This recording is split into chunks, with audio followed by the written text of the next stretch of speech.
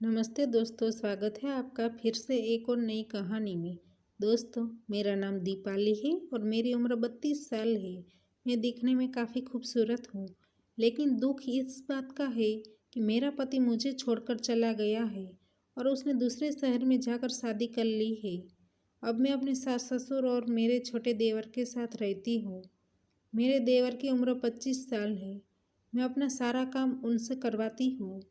कल की ही बात है, हमारे खेत के अंदर गन्ना सौंपने का काम हो रहा था, इसलिए घर के सारे लोग खेत में थे और मेरा देवर भी खेत में गया था। अचानक से वातावरण पलट गया और जोरदार पवन के साथ बारिश शुरू हो गई। हम सब लोग खेत में फंस गए। मैं और मेरा देवर खेत में होने वाले पंप हाउस के अंदर चले गए। हम दोनों बारिश बंद होने का इंतज़ार कर रहे थे। अब धीरे धीरे अंधेरा भी होने लगा था। मेरे सास ससुर और बाकी के लोग घर की ओर चले गए थे।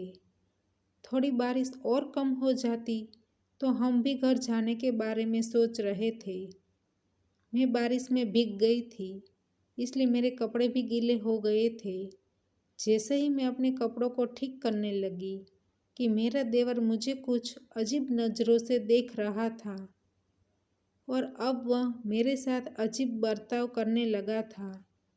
उसकी सांस तेज हो गई थी और वह पसीने से भीग गया था और वह बड़ी बड़ी आंखें करके मुझे देख रहा था। इसलिए मैंने कहा, क्या हुआ? उसने कहा, कुछ नहीं, मेरा मन कर रहा है कि मैं कुछ अजीब करूं।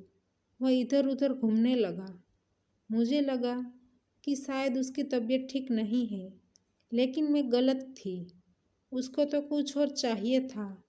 उसने कहा, भाभी, मुझको ठंड लग रही है। पवन और बारिश की काफ़ी तेज थी।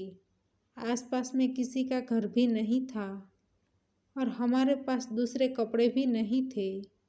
वह ठंड के मारे कांपने लगा। उसने ठंड का बहाना बनाया था। वह बात मुझे बाद में पता चली, जब उसने ऐसी हरकत की। थोड़ी देर के बाद वह और ज़्यादा कांपने लगा। उसको देखकर मैंने अपनी साड़ी का पल्लू उनके ऊपर रख दिया और वह छोटे बच्चे की तरह मेरी गोदी में अपना सिर रखकर शांत हो गया। थोड़ी देर बाद मैंने कहा, अब आपको कैसा लग रहा है? उसने कहा, ठंड तो अभी भी लग रही है। 10 मिनट मुझे ऐसे ही सोने दो। थोड़ी देर बाद वह खड़ा हो गया और कहने लगा कि भाभी, मेरे भैया आपको कब छोड़कर गए थे? मैंने कहा, आज से लगभग 4 साल पहले। वह मुझे कुछ कहना चाहता था, लेकिन वह कहने से डरता था। फिर धीरे धीरे उसने मेरे साथ क्रिकेट खेल खेलना शुरू कर दिया। तो दोस्तों, हमारी कहानी यहीं पर समाप्त होती है। आपको कहानी पसंद आई है तो वीडियो को लाइक करें और शेयर करें और चैनल पर नए हैं तो चैनल को सब्सक्राइब करें।